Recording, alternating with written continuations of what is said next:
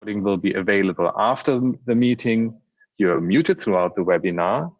You can submit questions anytime via the questions pod on the right-hand side of your screen. You have the GoToWebinar dashboard where you can also submit questions, but you can also raise your hand by clicking the raise your hand button, and then we will unmute you, and please state your name and your affiliation before you ask a question.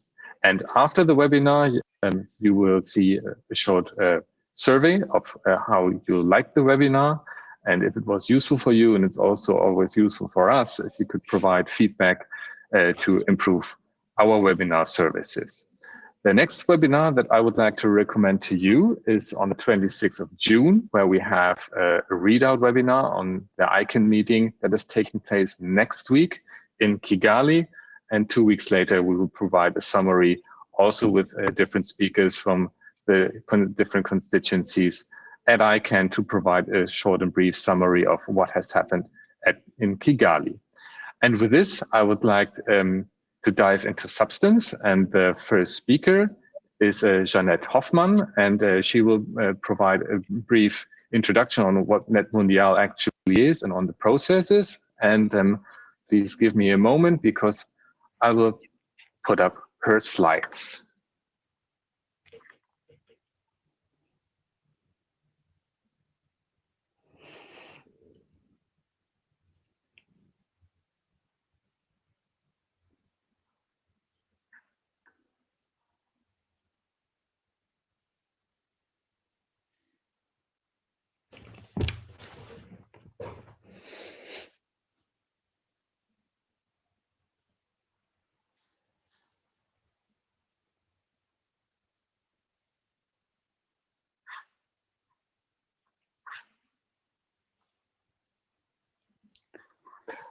Should I perhaps start before you get the slides going? They're not that important anyway. They just illustrate what I'm supposed to. Yes, please. Okay, in order to understand NETmundial+10, it is perhaps good to sort of recapitulate what NETmundial in 2014 was about.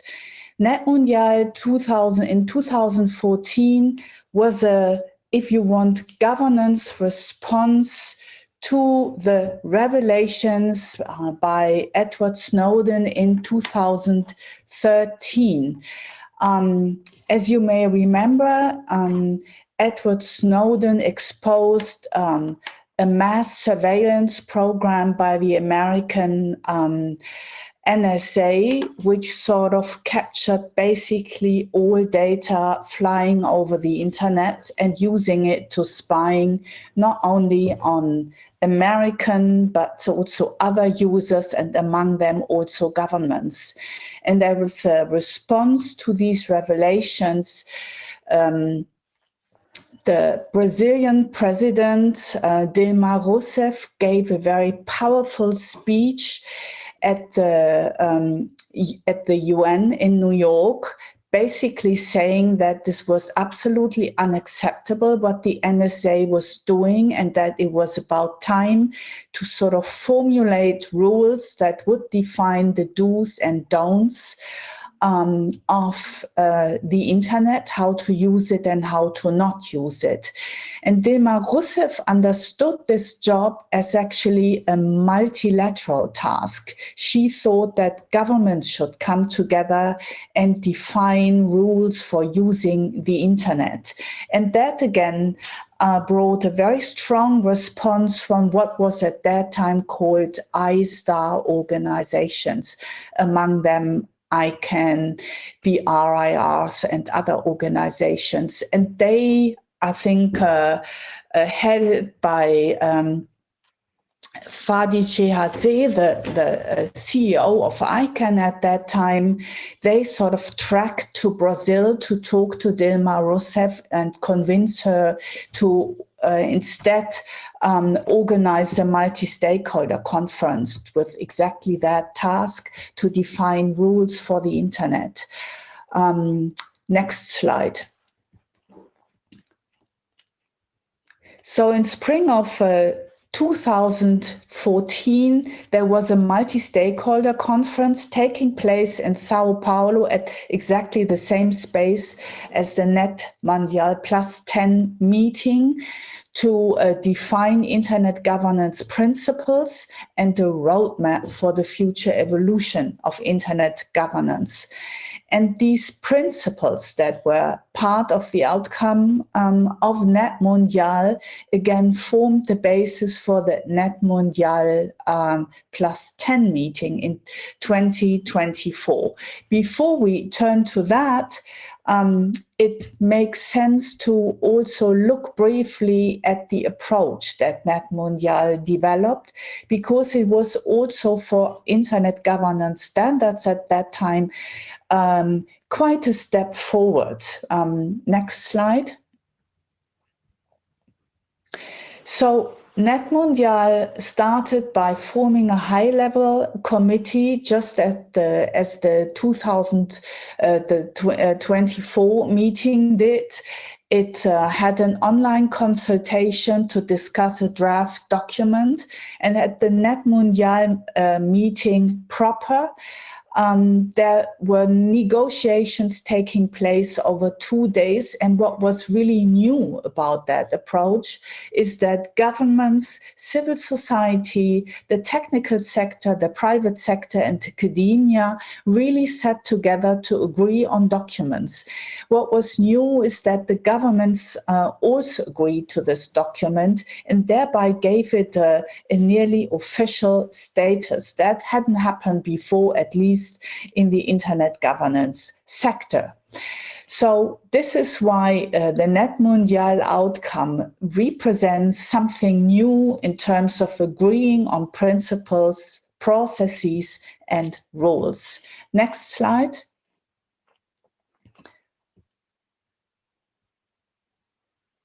So NETmundial+10 followed a similar process. It started with a scoping group in the autumn of 2023, where different stakeholders discussed the sort of possibility of having a +10 meeting.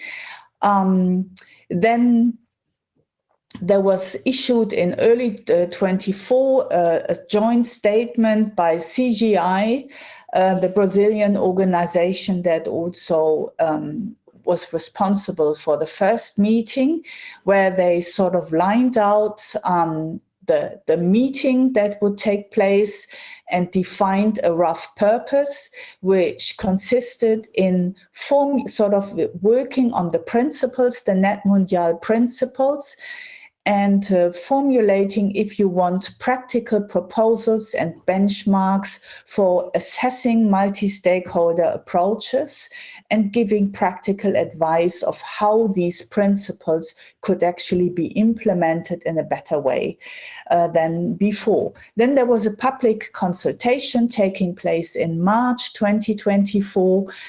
A preliminary version of an outcome document was published shortly before the meeting, and in April this year, the NETmundial+10 meeting took place. And with that, I hand over to the next speaker. Thank you very much, Jeanette. And yes, as you just mentioned, one of the essential parts of pillars of the NETmundial is the high-level executive committee. And with this, I would like to ask Anna, what is the role of the committee and what are its tasks and how it was actually created?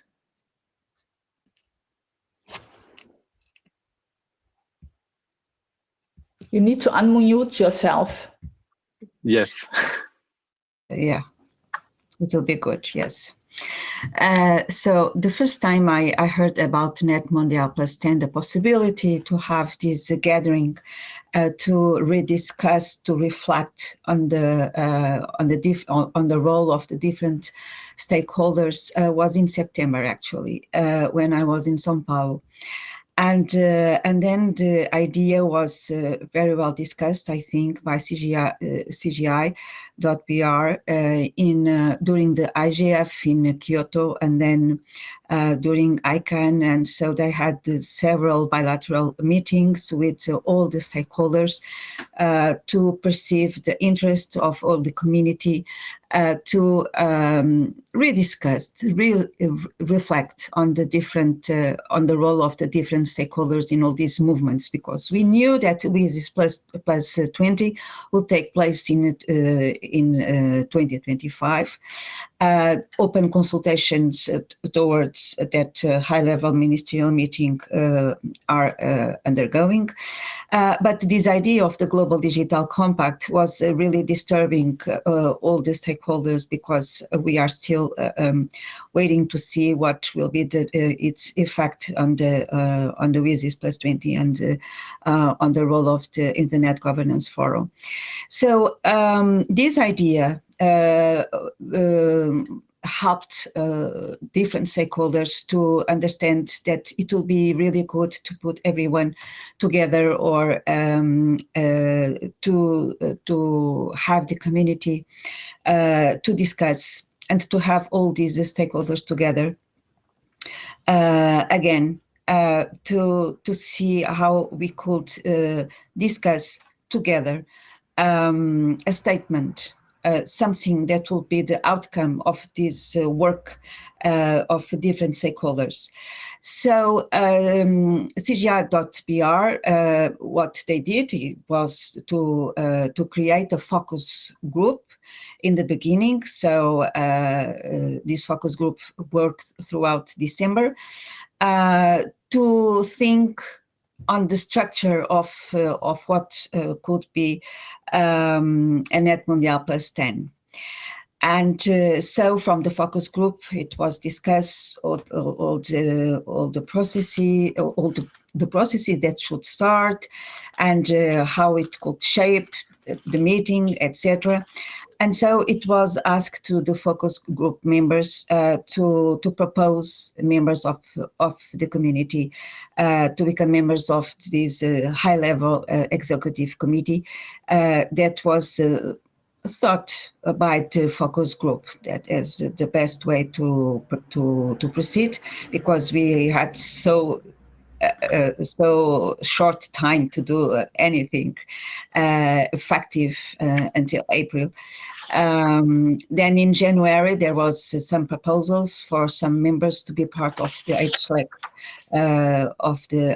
HLEC. So HLEC stands for High Level Executive Committee. And so it was a thought that, of course, it should be, we should have members of each stakeholder group, including intergovernmental organizations. And they should be, we should have members from each region, of course. So that's, it was a difficult task.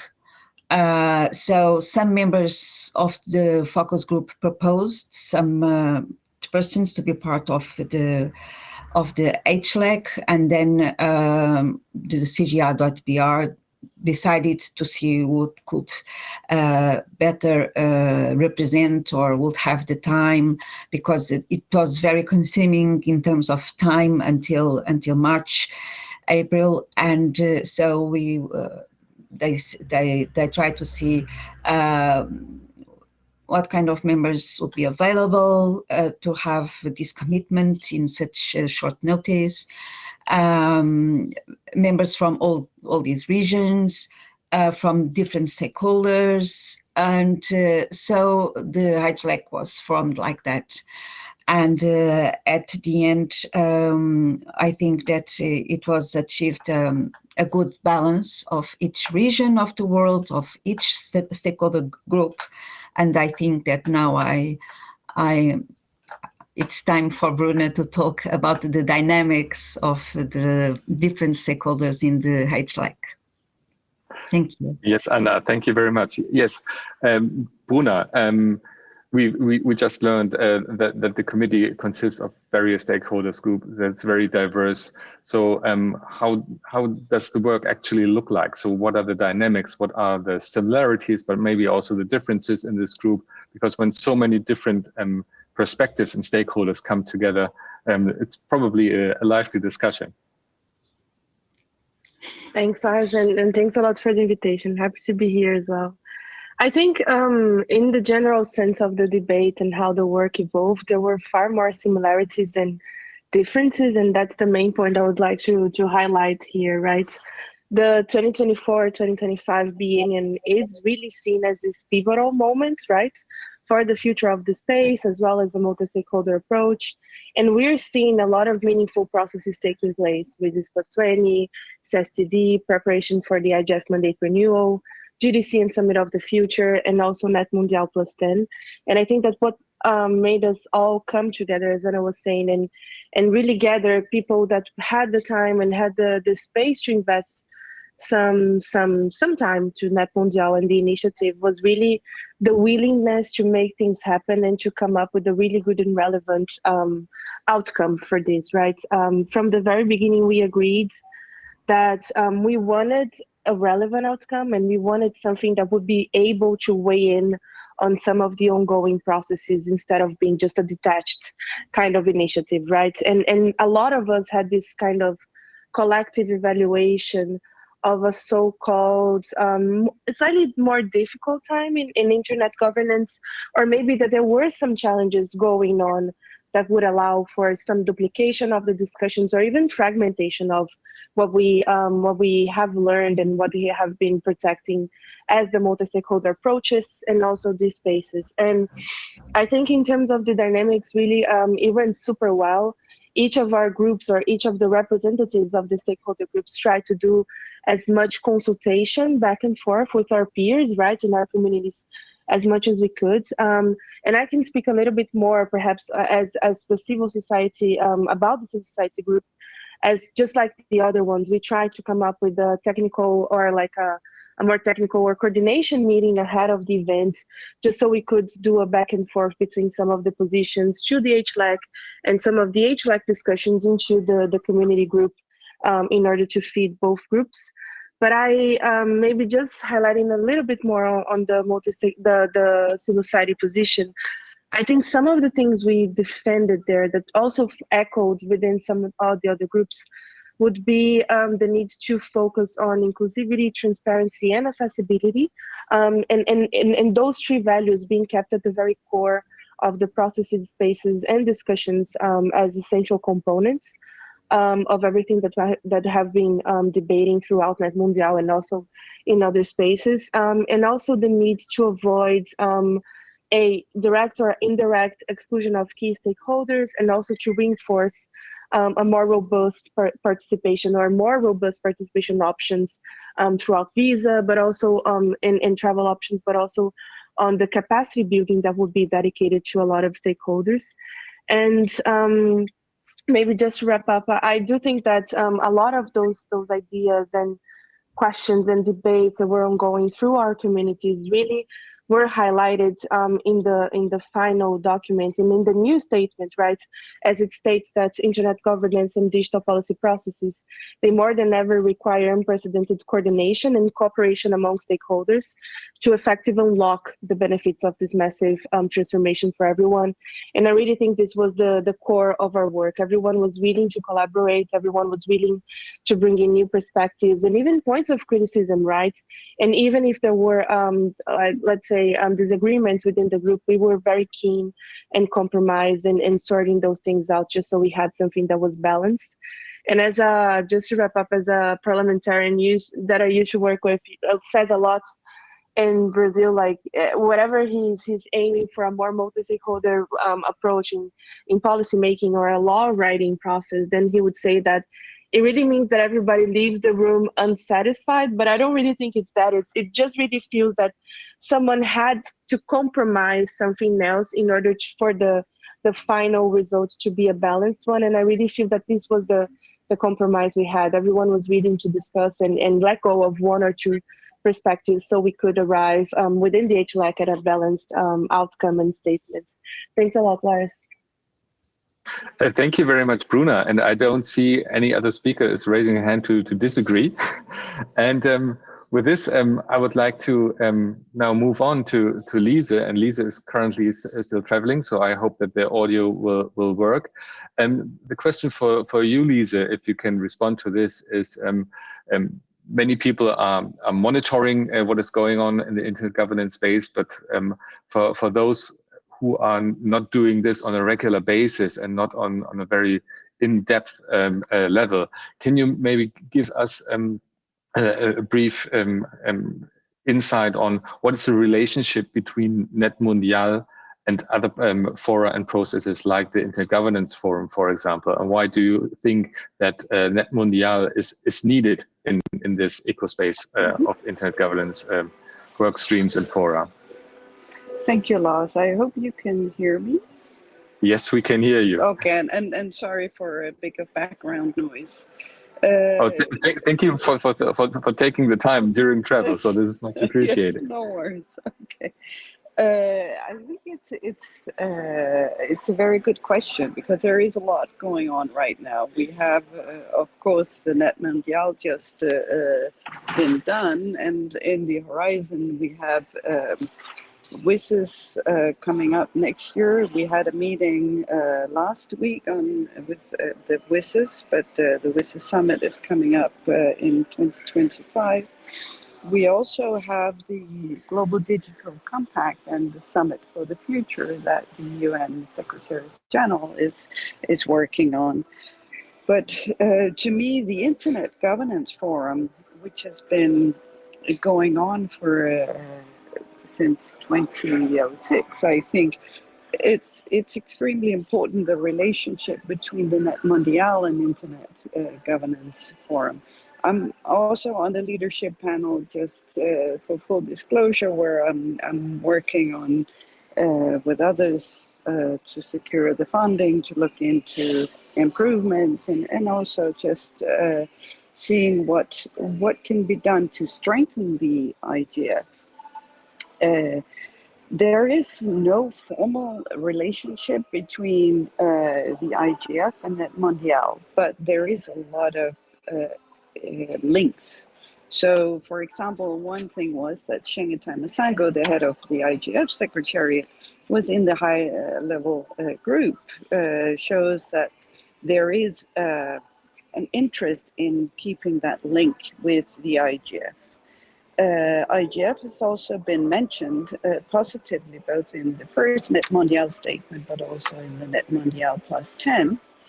And to me, the NETmundial and the link with IGF is that the NETmundial+10 we did, and the statement we did, was very much focused on the process and the working methods and how to strengthen the multi-stakeholder model as such.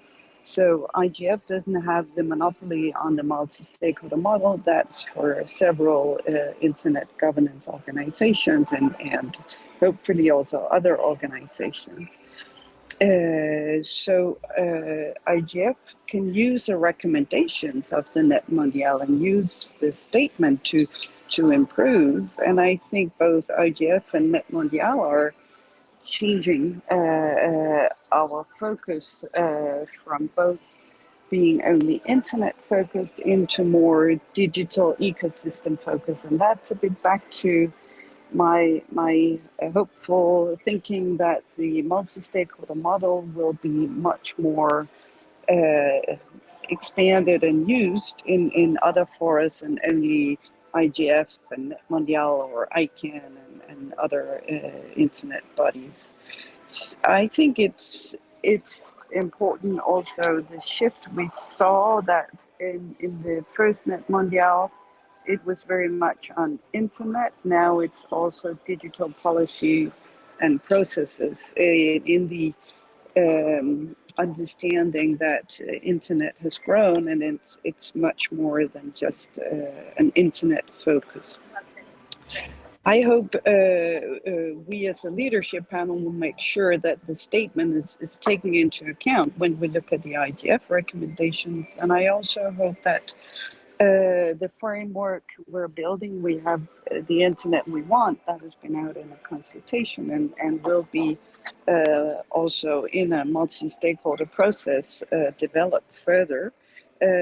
We should take the NETmundial statement into this part of the work also, because that linkage and the interdependence of NETmundial, Internet Governance Forum, but also the more top-down government-led, like WSIS and others that are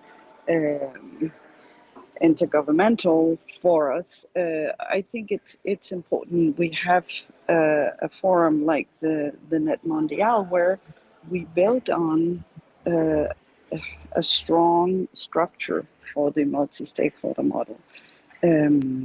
So to conclude on this, I don't see any formal links between the NETmundial+10, but there are a strong relationship. And I think due to the nature of the two events and their scope, it's important that we recognize that and use that as a tool to strengthen the multi-stakeholder model further, not only in IGF, but hopefully also in other parts of the world. And if we can have a bit more multi-stakeholderism also in the Global Digital Compact, that would be ideal. I know it's not going to happen that way, but just to push for it is important. Thank you. Thank you very much, Lise, and thank you for explaining the relationships or the non-relationships between all those different fora.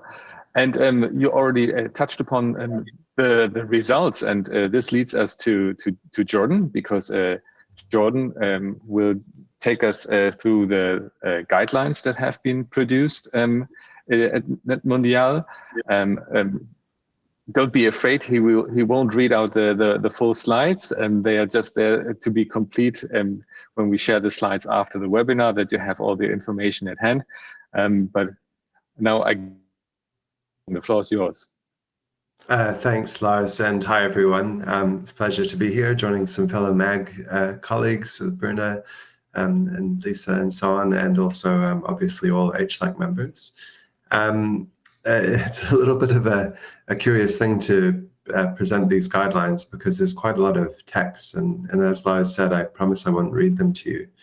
But I think the point comes back a little bit to what Lisa was saying just recently, that the digital policy processes reference was about saying that the original Tunis agenda on internet governance was a very broad-based one. But sometimes when people are talking about internet governance, they think it just means the narrow technical focus. So it doesn't. It was very, very clear the Tunis language around development and application by governments, private sector, civil society, in their respective roles of shared principles, norms, rules, decision-making procedures, and programs that shape the evolution and use of the internet. And so that's clearly a very broadly based thing, which is why forums like the IGF are incredibly broadly based and have a hugely diverse agenda. But we wanted people to be clear that that was what we were talking about in the NETmundial+10 works. That's where the framing around internet governance and digital policy processes came from. So more contemporary language to say essentially the same thing.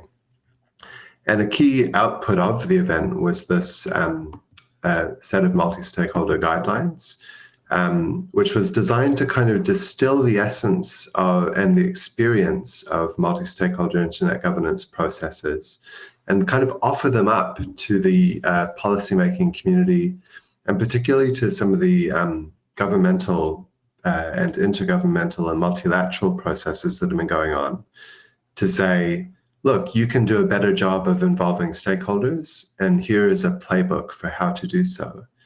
And also to give a kind of common reference point for those who are already working in multi-stakeholder forums, to have a set of criteria and process steps to assess them and probably to improve them. So, you know, as an example, an organization like ICANN that claims it's got a multi-stakeholder model and does, could probably think through some improvements to its model if it worked through these guidelines in a systematic way. And so I'll just run through them relatively briefly. I'm not going to read them all out. They're all available in the outcomes document and in the slides you'll get later. But there's a key point about empowering stakeholders in a meaningful way. So addressing power asymmetries, making sure that people have the information available to involve themselves. That they should involve informed and deliberative discussion among the stakeholders. It isn't just a case of coming to a microphone, reading out a 2-second statement and then walking off again. It needs to be a meaningful conversation. There's a real intent to strive to treat all stakeholders fairly and equitably, considering their needs, capacities, realities, and vulnerabilities. And that one is important because there's a lot of reference in the internet governance world about respective roles and responsibilities. And one of the key things that we said in the outcome document for NETmundial is that that has to be interpreted flexibly. It depends on the issue. It also depends a bit on the interests of the stakeholders. We don't want to see some template from 30 years ago just applied always the same way to have someone else decide what our interests may be as stakeholders. So I think it's just important to really highlight that. If we could go to the next slide. There are some more guidelines. There's obviously the respect for the rule of law and human rights principles. There's the need to foster linguistic diversity of participants and writing things in ways that are accessible, I think, is a part of that. There's the upholding of accountability and transparency, including for human rights, where all parties have some sort of a role. We're saying that the processes should be agile and adaptable to the process. And sometimes that might mean novel gatherings of stakeholders to tackle new issues. It isn't always the case that every existing institution can solve all of the problems that have emerged or the opportunities that have arisen since they were formed. There's the point about resolving conflicts. They need to be in place because in the end, you can't have a situation where a single actor can derail a process. And you know, where conflict emerges, it's good to have things in place thought through in advance about how to deal with it.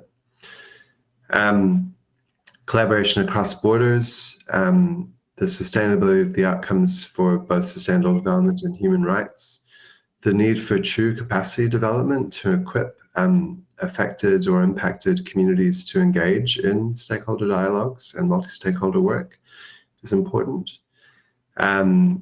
Making sure that whatever the process is that these are being applied to, they connect effectively with the other governance fora and processes.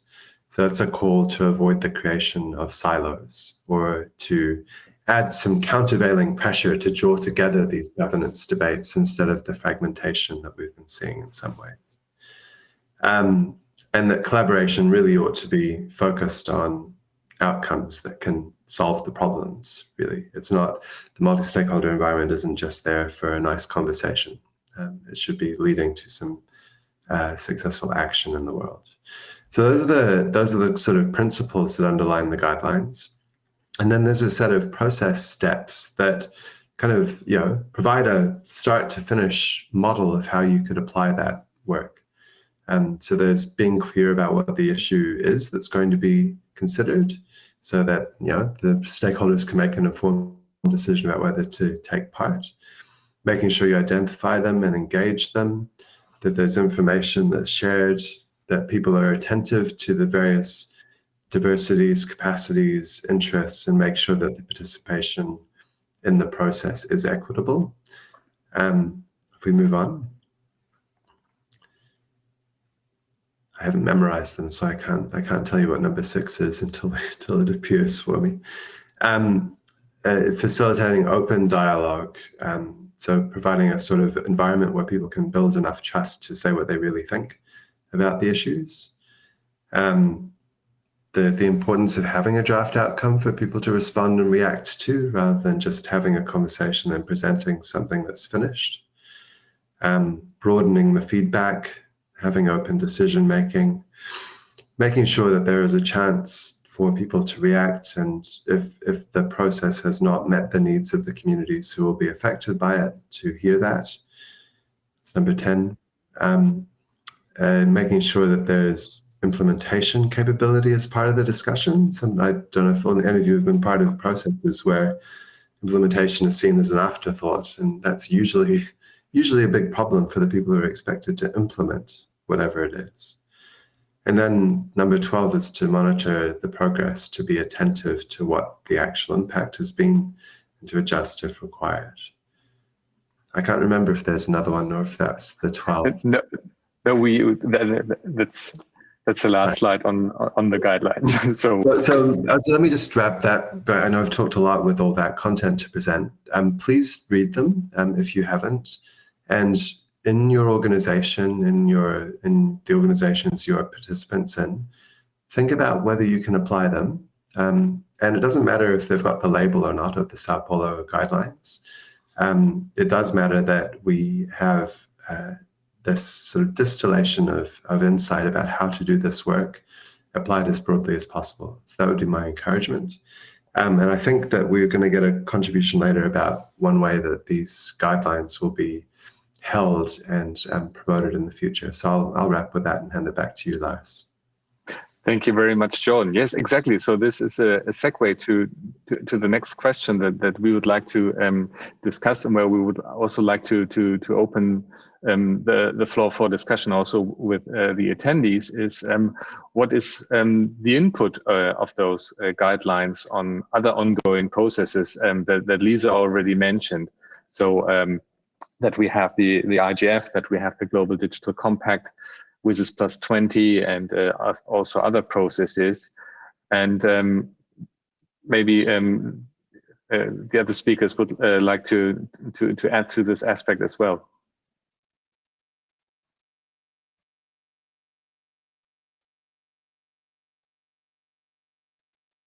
And I've seen on the participants that we have Wolfgang Kleinwächter with us. And Wolfgang, I've seen your comment in the chat.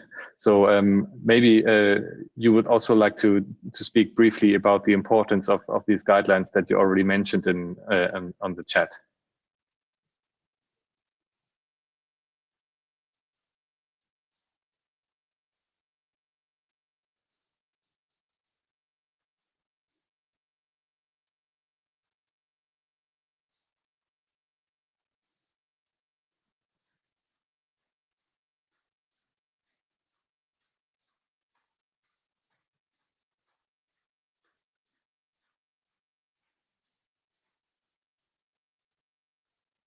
So Wolfgang, at my end, your microphone is open.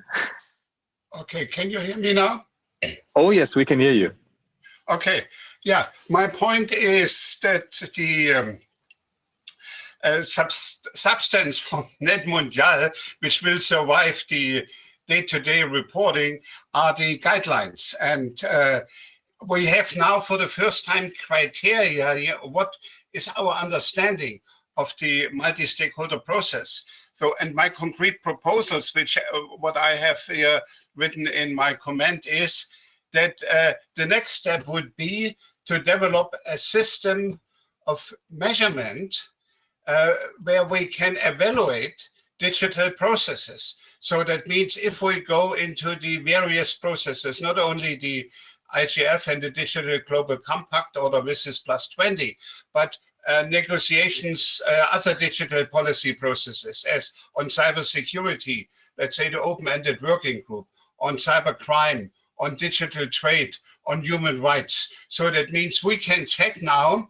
and then conclude whether these processes have a high level of multi-stakeholder engagement or a low level of cyber engagement. So the effect would be something like we know from former times about shaming and naming, because a lot of governments use multi-stakeholder as a lip service and say we do multi-stakeholder, but the reality is that is just a joke if you look at the consultations governments organized on the Global Digital Compact.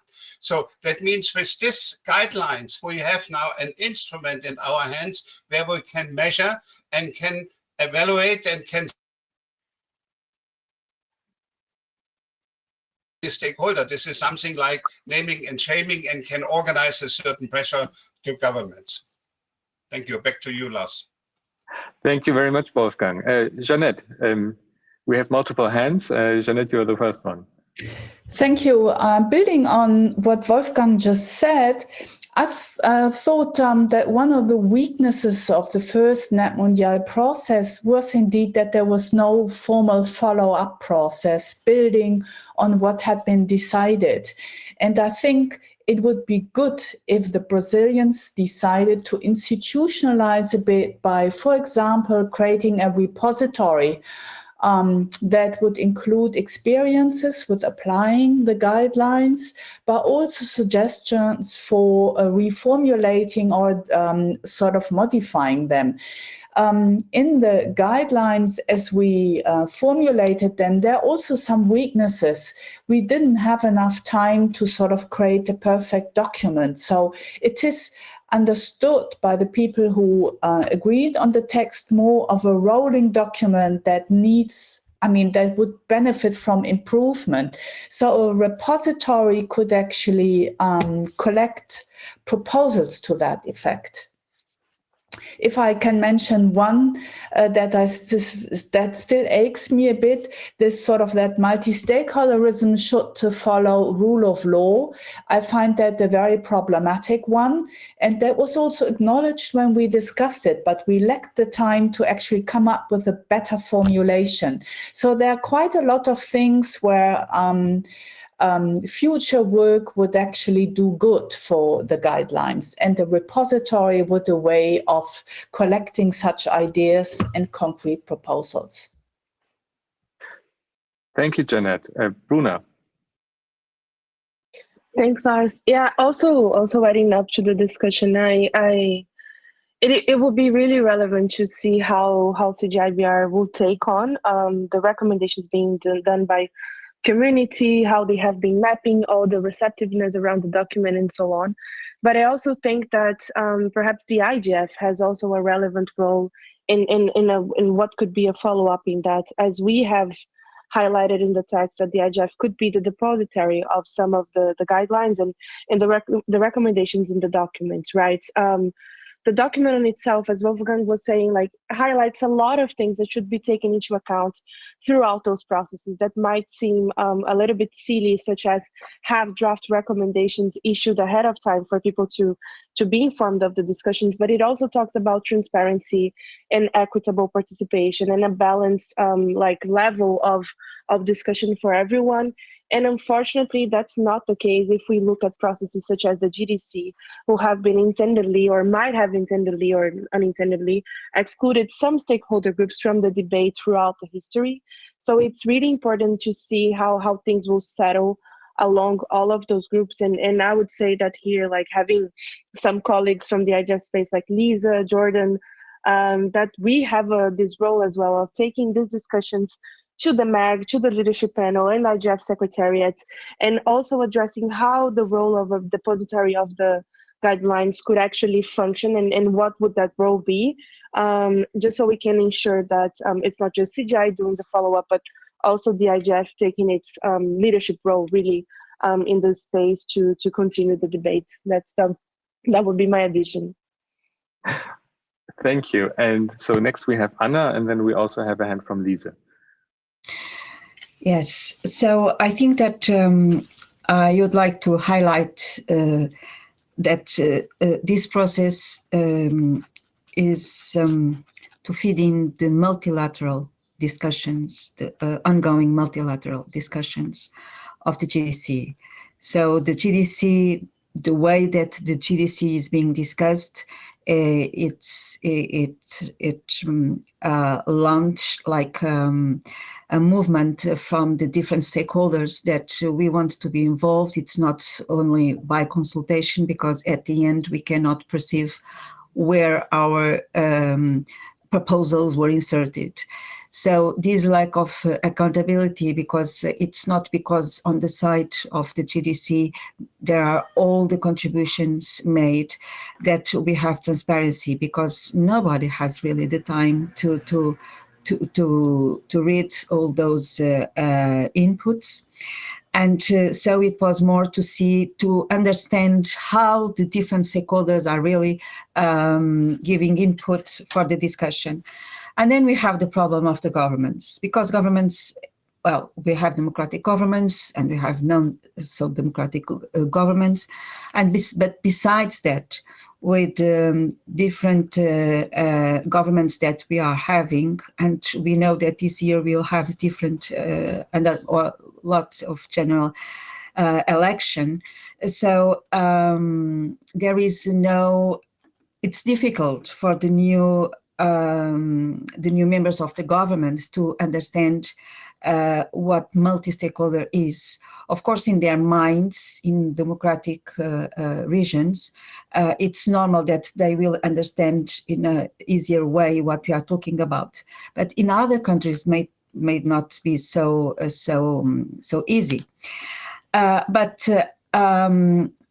What I think we feel is that in intergovernmental organizations, and as the CSTD, as a functional body of ECOSOC, it's very difficult to include all these principles, because we have different governments there that will not accept this kind of rules. But there was this worldwide movement of NETmundial+10, so it's very important to have these bottom-up events, because even if they don't have an effective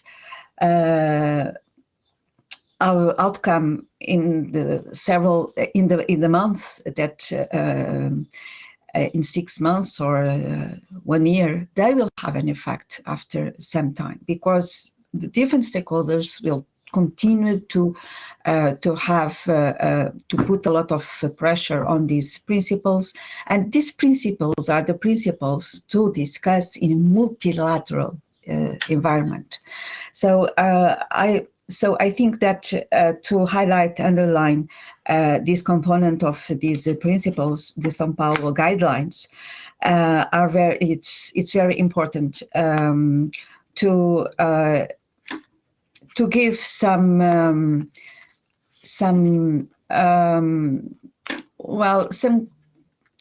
it comes from the common sense, it comes from the bottom-up approaches, but it gives a guidance to governments, and that is the side that I'm with now. And I know it's very difficult, but still it's very good to say this was a bottom-up document. We were involved, and it has to have an effect. If not in the short term, it will have an effect in the long term. But we will have the decision of the Global Digital Compact in the very short term. So let's see what can be done, but mostly what can be done after the GDC and the WSIS +20 review. Over to you. Thank you, Anna. Thank you very much. Lise, the floor is yours. Yes, thank you. I must say I agree with Jeanette's idea of a repository. I think it's important. I think then I agree with Bruno saying this should be IGF, because IGF is there on a yearly basis. We need to embrace it. We need to work with it further. So no statement is perfect, or no guidelines are perfect, because it was done under extreme time pressure. But I'm very proud and very impressed by the outcome of this process. I think it was a strong process. I would like also to recommend that, of course, we need to, and we have all the responsibilities of implementing, of highlighting, of trying to push these guidelines out in the wider society. But I also think it's important that we, every 10th year, take this opportunity to reassess how are we doing? Should we improve? And I like that the NETmundial was not, this was done in NETmundial in Brazil and not in the IGF, because it's a different stakeholder groups are joining us. So it's not the same old as IGF is every year. So I kind of like that we took it out. We looked at how is the process itself doing, and then push it back to IGF and say, now you run with it. But again, I believe both with Wolfgang and others, we need to make sure this is happening all over in many of the processes that are important for all the stakeholders. Thank you. And sorry, I need to drop off now. Sorry for that. Thank you very much for being with us. So safe travels. And Jordan, you also raised your hand.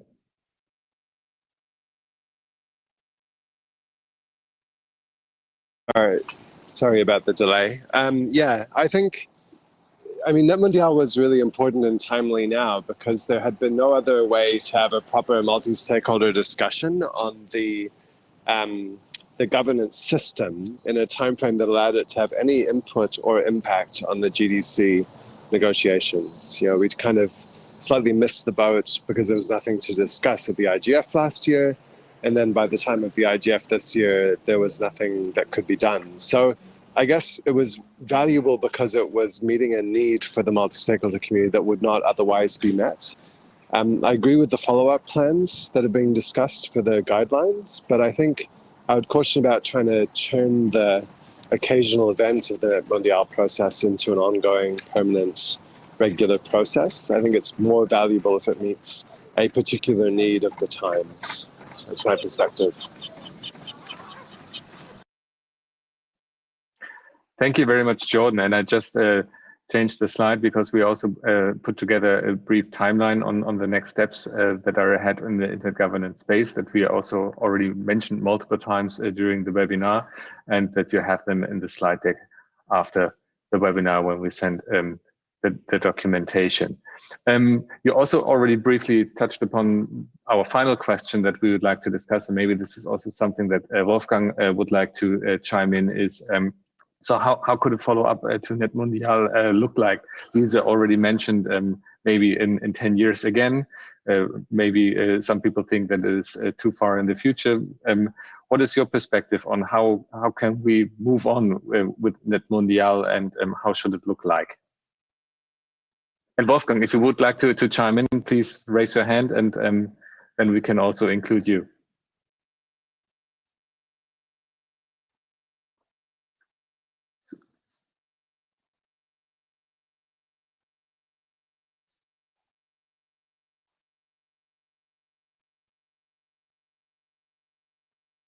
Yes, Wolfgang, please.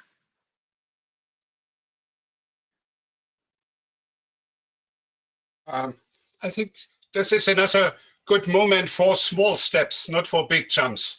So that means we will have a strategy, or we need a strategy for the next 5 to 10 years. I fully agree.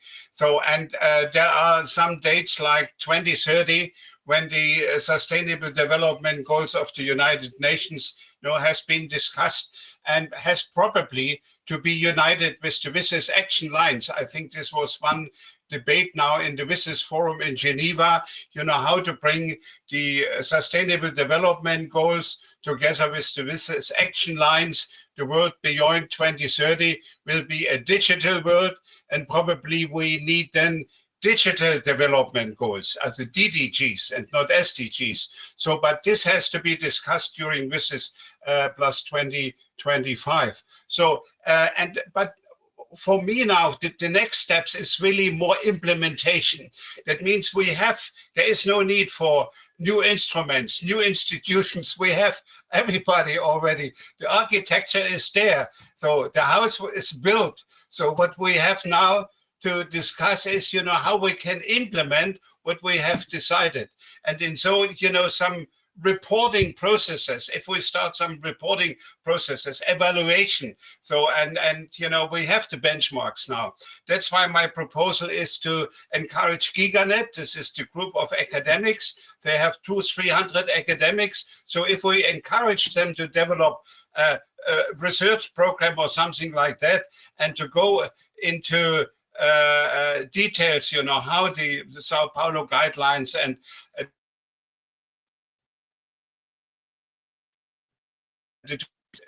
this would be the next small step, and then let's wait and see what will be the outcome from Business Plus 20 if we have a renewed or extended IGF Plus. Thank you.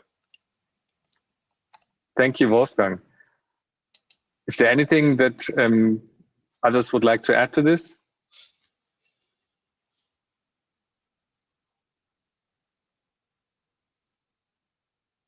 Anna, please. Yes, I think that Wolfgang explained very well the role of the academic community here.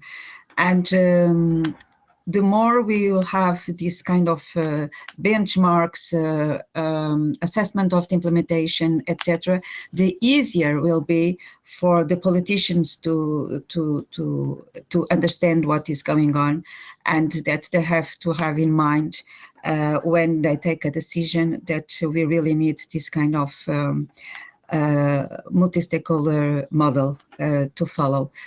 And it's not only well, it's not only for internet, as I usually say. It's for the environment. It's for ocean, and it's even for war. I hope that in 10 years, 20 years, it will be really a bottom-up approach when we have war in the world, because with different stakeholders, maybe it will be a different way of shaping decisions for war. Thank you, Anna. We are reaching the top of the hour. Do we have any further comments or questions from the floor? I don't see any. So you don't have to wait until you get the follow-up email with the slides. So if you want to learn more about NETmundial, the guidelines, this multi-stakeholder statement document you can download. You can find all the information on the website netmundial.br. We reached the top of the hour. With this, I would like to thank to our speakers, Anna, Bruna, Jeanette, Jordan and Lise have already dropped off. Also, Wolfgang, thank you for your active participation. Also, thank you for all the attendees to join us this morning. And I hope this was very useful to get you up to speed on NETmundial and how it relates to the other processes in the internet governance space. And with this, I wish you a very nice and successful rest of the day. And this meeting is adjourned.